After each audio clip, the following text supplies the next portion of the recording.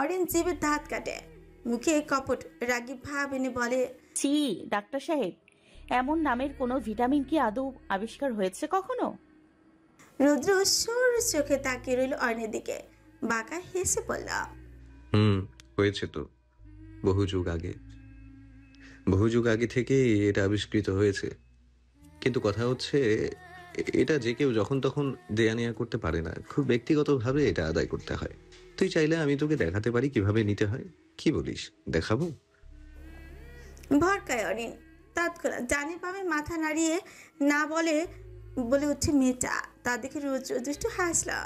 মেয়েটার দিকে আরেকটু এগিয়ে আসে অরিন, যার পরানেই এক প্রকার ছুটতে পালালো সেখান থেকে। অরিনের চলে যাওয়ার দিকে তাকে স্বস্তির নিঃশ্বাস ফেল রুদ্র, বিড়বিড় করে বলল, ফাইনালি। এক কথা দু কথা প্রায় অনেকক্ষণ হলো তর্কাতর্কি চলছে দুপক্ষের মধ্যে, কিন্তু কোনো পক্ষই বুঝি থামার নাম অবধি নিচ্ছে না। তখনই সেখানে আগমন ঘটে রৌদ্রর। এসেই দেখতে পায় দুপক্ষের হুলস্থুল কাণ্ডের কথা।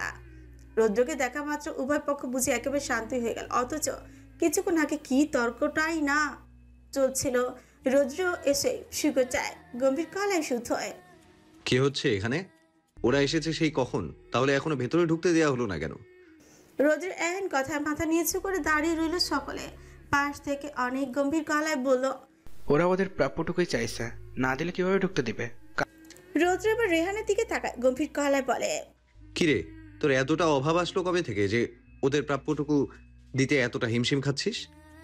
রেহান এবার মুখ খুললো, আহত কণ্ঠে বলল, দোস্ত বিশ্বাস কর, আমি আরো আধ ঘন্টা আগে থেকেই টাকা নিয়ে বসে আছি, কিন্তু এই হারামিগুলো দিচ্ছে না। রেহানের কথায় মেয়ে পক্ষ মুচকি হাসতে লাগলো, আর রেহানের পেছনে দাঁড়ানো ছেলেগুলো বুঝি ফুসতে লাগলো। সিয়াম তো ঠাট্টা সেরে বলেই বসলাম, এখনই কনে পক্ষের সামনে এভাবে মাথা নিচু করে ফেললে, তাহলে তো বাকি দিন নাকে দড়ি দিয়ে ঘুরাবে তোমায়।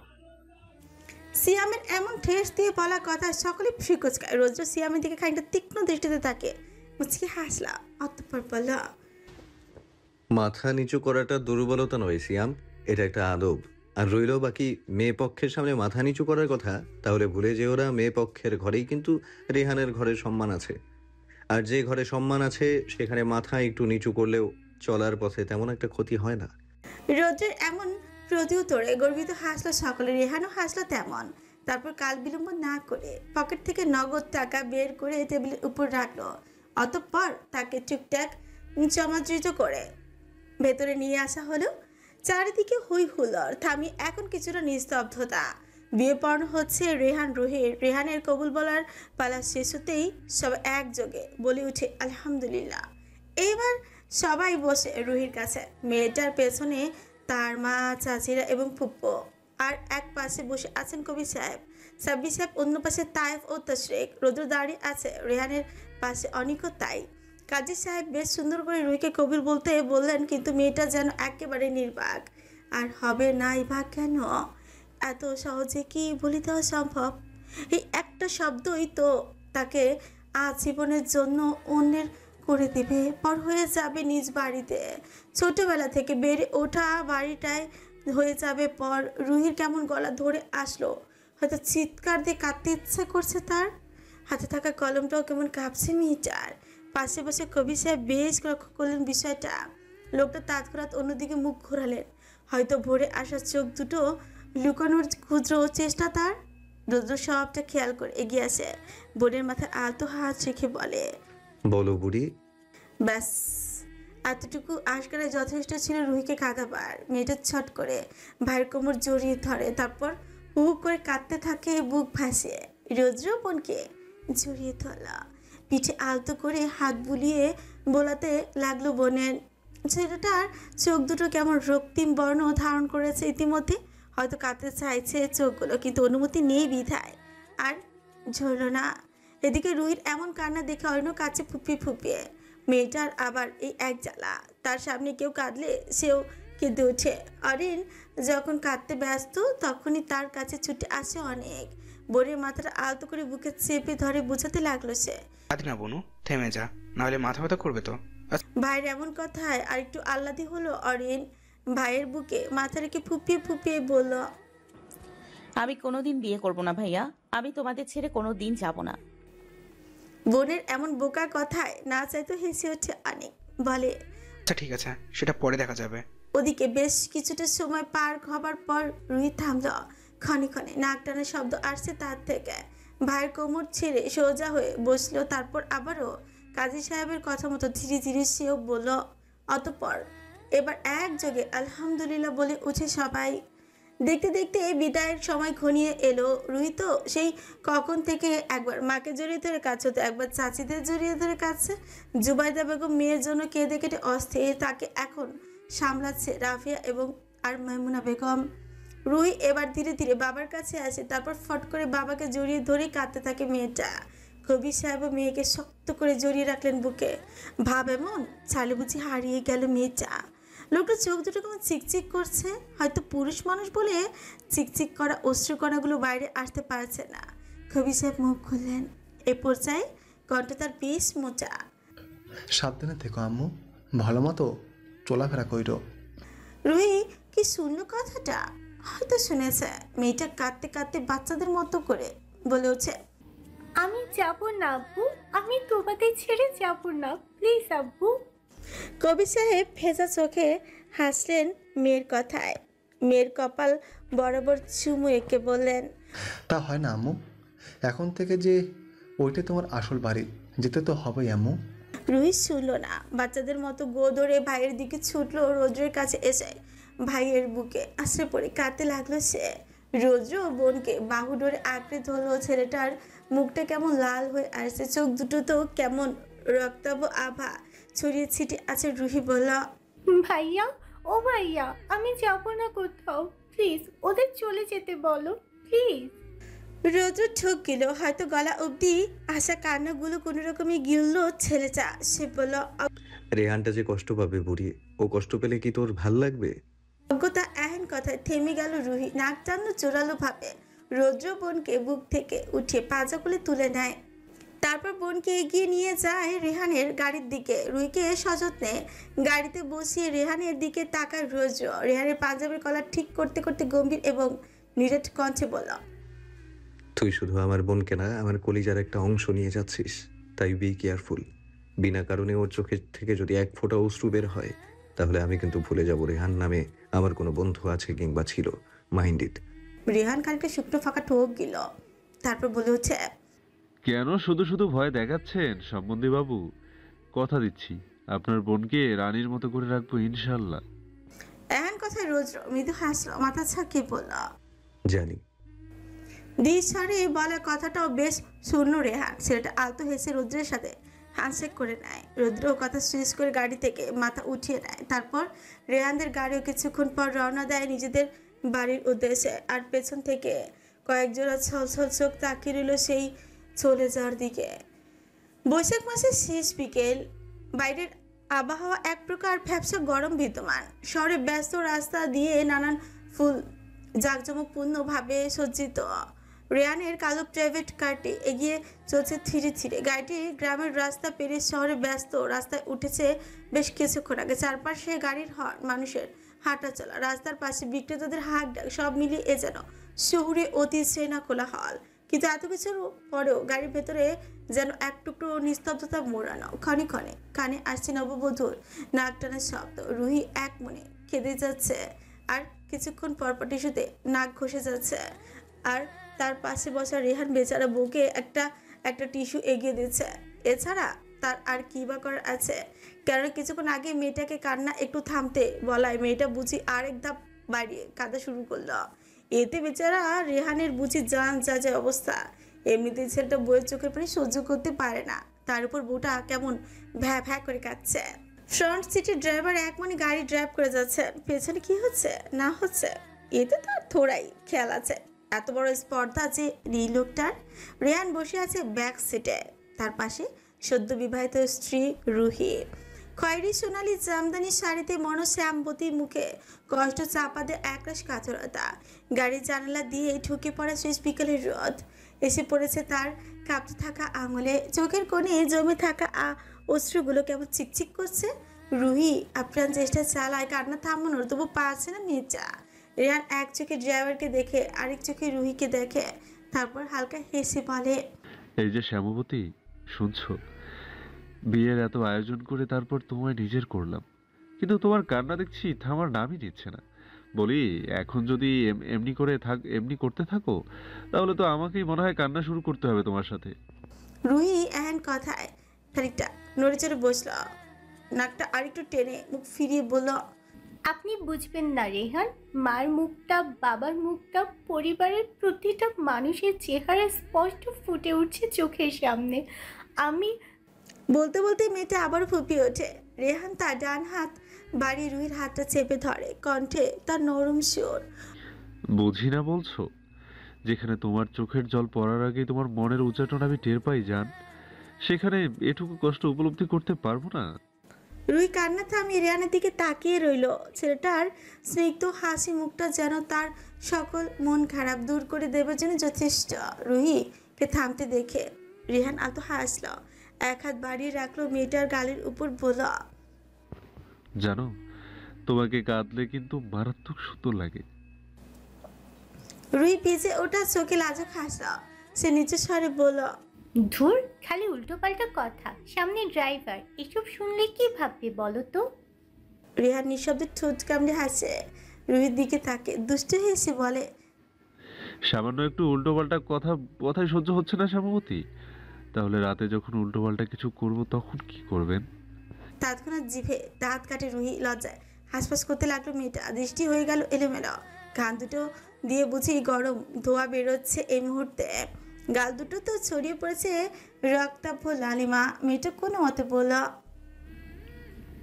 মুখে একটু লাগাম টানুন রেহান, গাড়িতে আমরা বাদেও আরেকজন আছে। রেহান ফুস করে নিঃশ্বাস ফেললো, ড্রাইভারের উদ্দেশ্যে হাঁক ছুড়ল, এই সালাম ভাই, সালাম ভাই, শুনছেন? না, সামনে থেকে জবাব আসলো না লোকটার। তা দেখে রেহান মুচকি হাসলেও রুহি বেশ অবাক হলো। মেয়েটা এমন অবাক হওয়া দেখে রেহান মৃদু হেসে বলল, সালাম ভাই কানে কম শোনেন, তাই তো তার কানে সবসময় হিয়ারিং এইড পরা থাকে। কিন্তু আজকে আমিই তাকে হিয়ারিং এইড পড়তে বারণ করেছি। আর কেন করেছি তা তো তুমি জানোই। প্রথম কথাগুলো মনোযোগ দিয়ে শুনলেও রেহানের শেষ কথাটা আবারও খানিকটা লজ্জায় পড়লো রুহি। মাথা নিচু করে মিনমিনে স্বরে বলল, সে না হয় শুনবে না, কিন্তু ফ্রন্ট মিররে তো সবটাই দেখা যাবে। রেহান ভাবুক হলো, কপালে তিনিক ভাঁজ ফেলে বলল, ঠিক, একদম ঠিক। বউয়ের সাথে করা রোমান্স তো আর অন্য কাউকে দেখানো যাবে না। আচ্ছা, 1 মিনিট। বলে রেহান ড্রাইভারের কাঁধে হাত দিয়ে হালকা চাপু দিয়ে ডাকলো। ড্রাইভারও এবার ঘাড় বাঁকিয়ে রেহানের দিকে তাকায়, এক হাতে কানে ইয়ারিং এইড লাগিয়ে বলে হচ্ছে, জি ছোট সাহেব, কিছু কইবেন? সালাম ভাই, ফ্রন্ট মিররটা একটা রুমাল দিয়ে কভার করে দিন তো। বুঝিনি তো, নতুন বউ পাশে, একটু আধটু ফিলিংসের ব্যাপার আছে না। সালাম ভাই পান খাওয়া লালচে দাঁতগুলো বের করে একগাল হাসলো। তার এমন হাসি আর রেহানের বেখাপ্পা কথাবার্তা শুনে লজ্জায় পড়ল রুহি।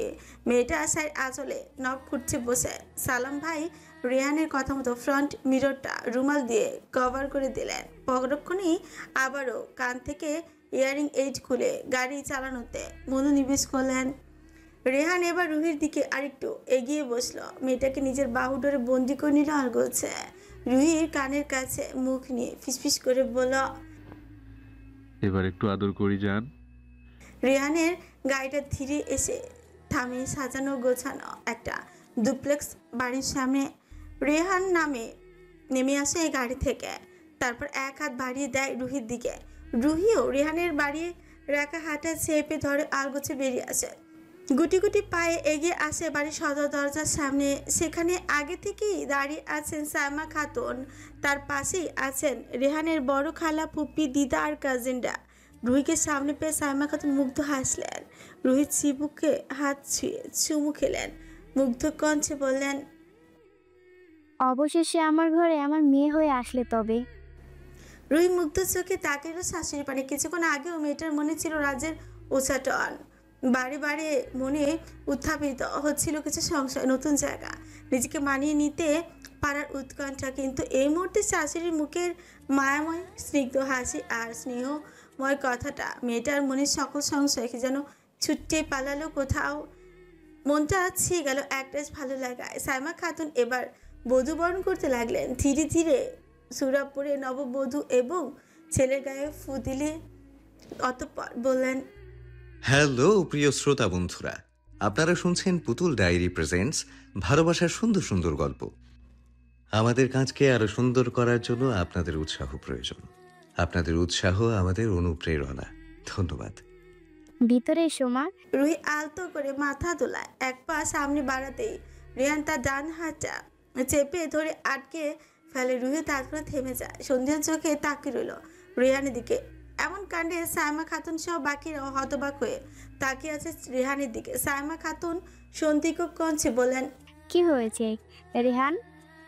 রেহান একবার মায়ের দিকে তাকায়, পরক্ষণে দৃষ্টি সরিয়ে রুহির দিকে তাকিয়ে চমৎকার হেসে বলে উঠছে, আমার মন পিঞ্জিরায় যার আগমন রানীর মতো হয়েছিল, আমার বাড়িতে তার আগমন এত সহজে কিভাবে হবে মা?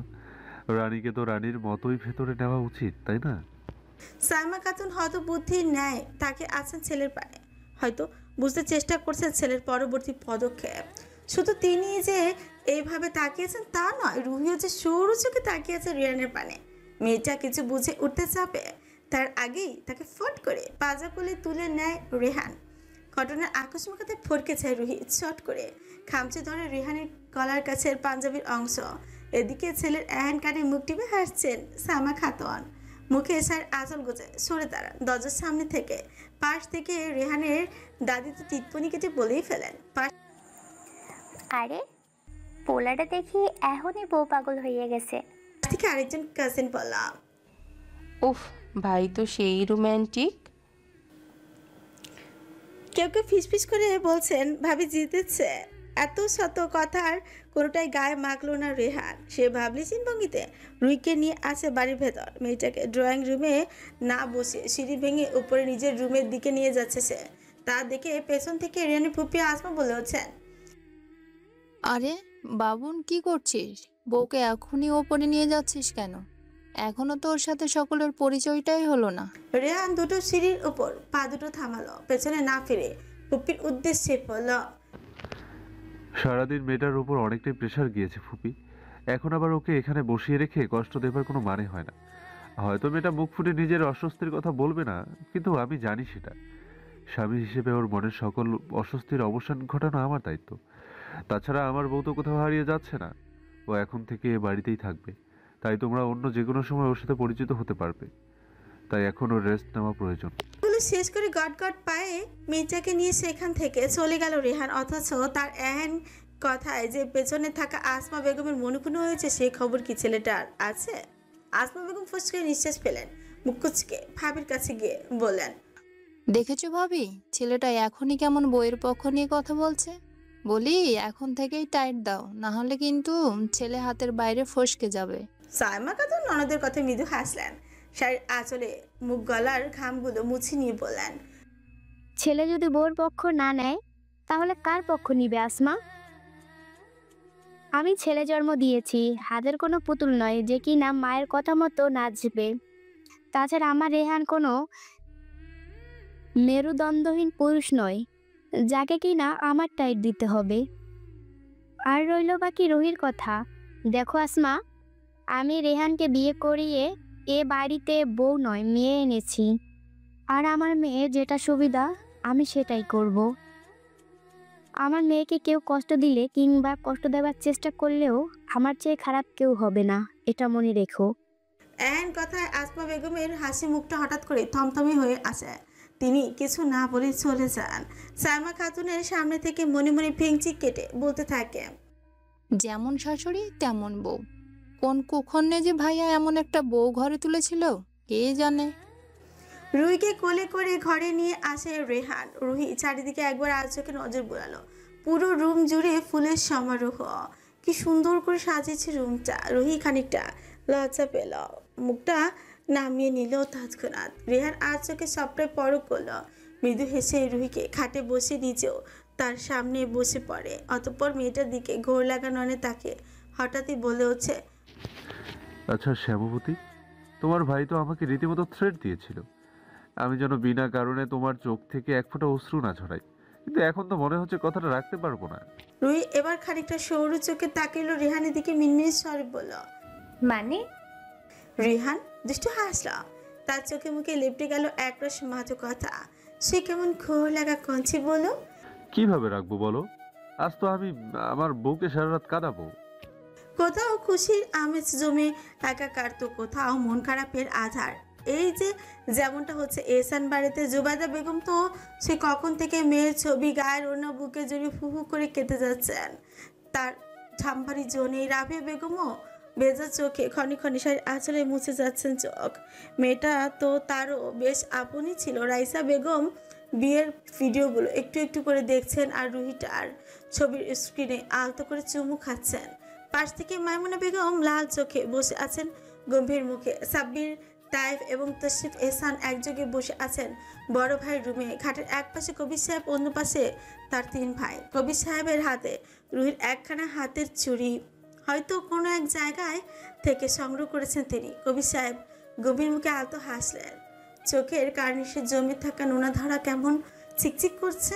তিনি আবেগময় কণ্ঠে বললেন, জানিস তোরা, আমার রুহিটা না ছোট থেকেই বড্ড মুখ চোরা। ওর যদি কোনো দিন কিছু লাগতো তাহলে মুখ বুজে থাকতো, খুব সহজে বলতো না। এই যে চুলটা দেখেছিস, এটা রুহির 15তম জন্মদিনে তায়েব দিয়েছিল। মেয়েটা আমার যা খুশি হয়েছিল না, কিন্তু হুট করেই একটা চুড়ি হারিয়ে যায়, সে কি মন খারাপ মেয়েটার।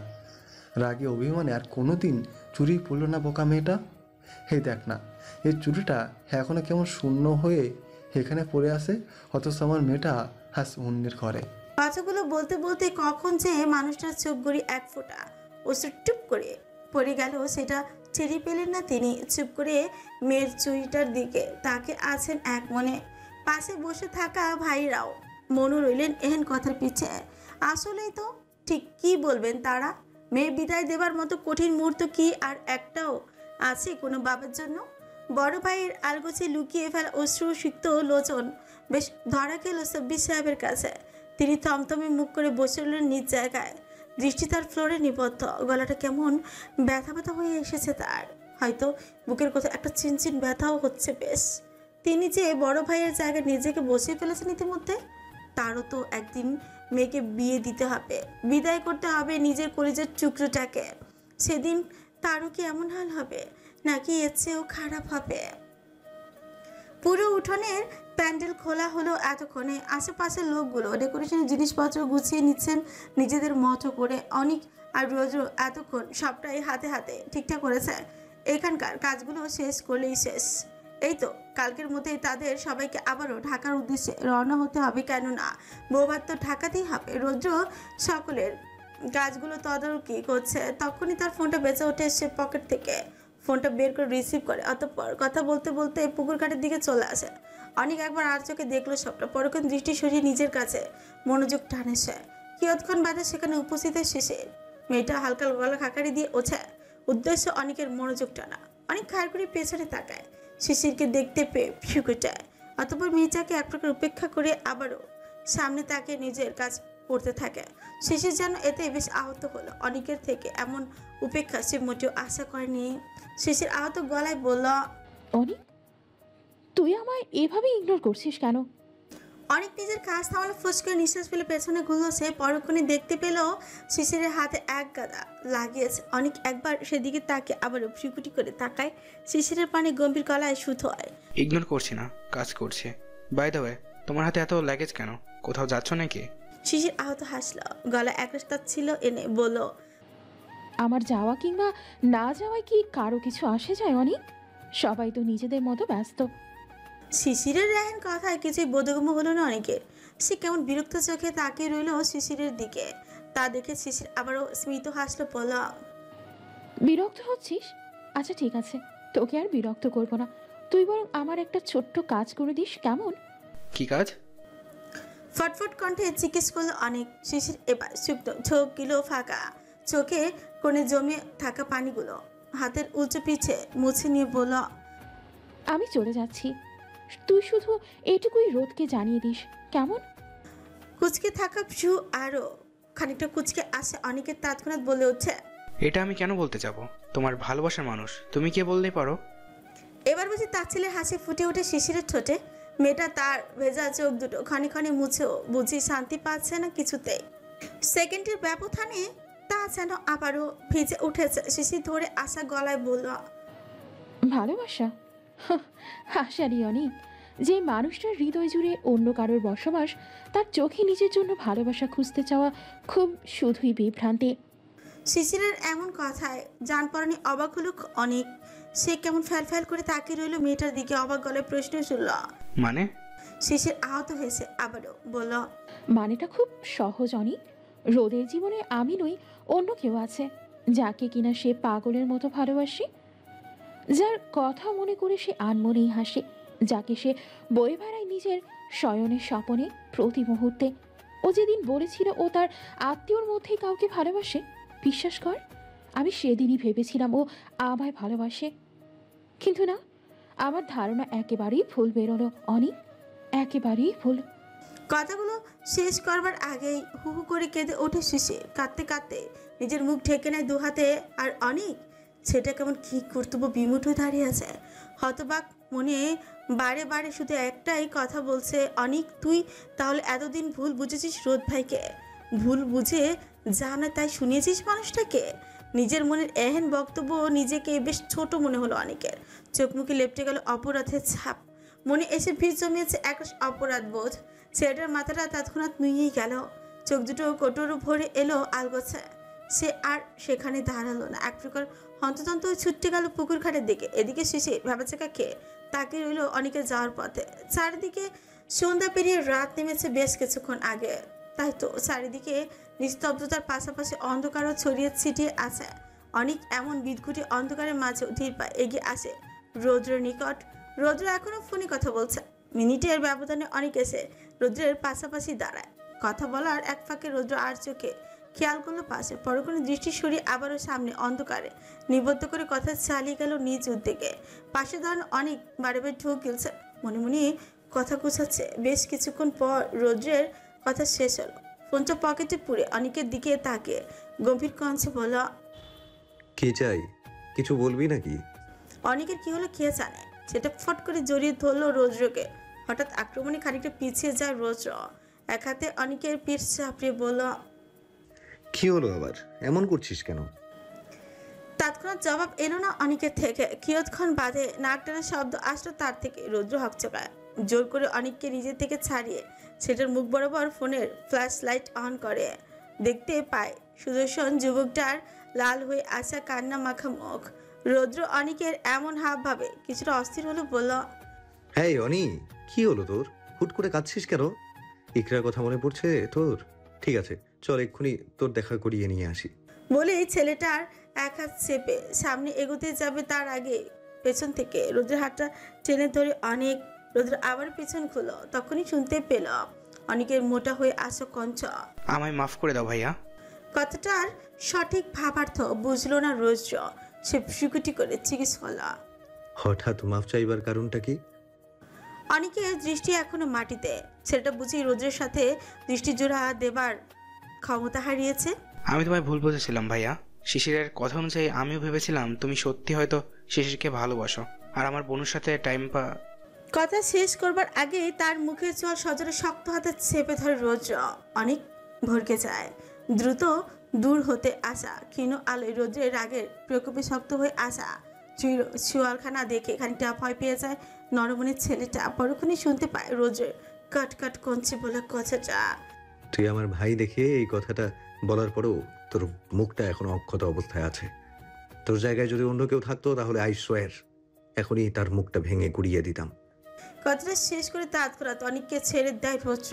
অনেক বেচারা ছাড়া পেয়ে সঙ্গে সঙ্গে বুকে থুথু ছিটিয়েছে। বুকে হাত জ্বলতে থাকে। ফর্সা মুখশ্রীতে হয়তো ইতিমধ্যে শক্ত আঙুলের ছাপ পড়ে গেছে, কিন্তু সেদিকে যেন বিন্দুমাত্র পাত্তা নেই ছেলেটার। সে আছে নিজের ভয় পাওয়া মনটাকে শান্ত করতে। এদিকে রৌদ্র ফুসফুস করে নিঃশ্বাস ফেলছে, হয়তো রাগ কমানোর বৃথা চেষ্টায় তৎপর সে। অনেক আর চোখে দেখলো সবটা। পরক্ষণে বলল, সরি ভাইয়া, এই শেষবারের মতো মাফ করে দাও। আর কোনোদিন এরকমটা হবে না, কথা দিচ্ছি। না, এন কথা তো রৌদ্রের হাবভাব তেমন কোনো পরিবর্তন পরিলক্ষিত হলো না। রৌদ্র মাথার চুলগুলো পেছন দিকে টেনে ধরে ঘাড় নিচু করে তাকে আছে। বেশ কিছুক্ষণ নীরবতা ছাপিয়ে শোনা যায় রৌদ্রের কণ্ঠ, ছেলেবেলার দাগ কাটা খাতার পাতায় যেমন নাম লিখে রাখা হয় ঠিক তেমন করেই আমি তার নামটা হৃদয়ের ভেতর লিখে রেখেছি। সময় বদলেছে, আমরা বড় হয়েছি, আমাদের দৃষ্টিভঙ্গি বদলেছে, কিন্তু আমার ভালোবাসা এটা যে সেই শৈশবেই আটকে আছে, কেবল তোর বোনের জন্য। আর তুই কিনা বলছিস আমার হৃদয়ে ঝড় তোলা প্রথম মায়াবিনীর জন্য আমার অনুভূতি নেহাতি টাইম পাস। আবারও মাথা নিচু করে ফেলে অনেক। কথা আটকে আসছে তার। এরূপ স্বীকারোক্তির পিছে কথা বলার মতো কোনো ভাষা আদৌ কি জানা আছে তার? না, জানা নেই তো। ছেলেটা মাথা নিচু করে কান্না আটকাবার বৃথা চেষ্টায় মগ্ন। তখনই তার কাঁধে হাত রাখে রৌদ্র। অনেকেও প্রায় সঙ্গে সঙ্গে চোখ তোলে উপরে। রৌদ্র বলে, প্রথমবার এমনটা বলেছিস, দুঃস্বপ্ন ভেবে মাফ করে দিলাম, কিন্তু দ্বিতীয়বার এমন স্বপ্নেও চিন্তা করিস না অনেক, না হলে আমি হয়তো ভুলে যাব তুই আমার ভাই। অনেক স্বপ্ন শুনল কিনা খেসানে। সে রৌদ্রর কথা শেষ হবার আগেই বলে ওঠে, হ্যাঁ ভাইয়া, কথা দিচ্ছে আর ভুল হবে না। রৌদ্র গভীর মুখে আলতো হাসলো, অনেকের দিকে একবার তাকিয়ে জায়গা ত্যাগ করে এলো গটগট পায়ে।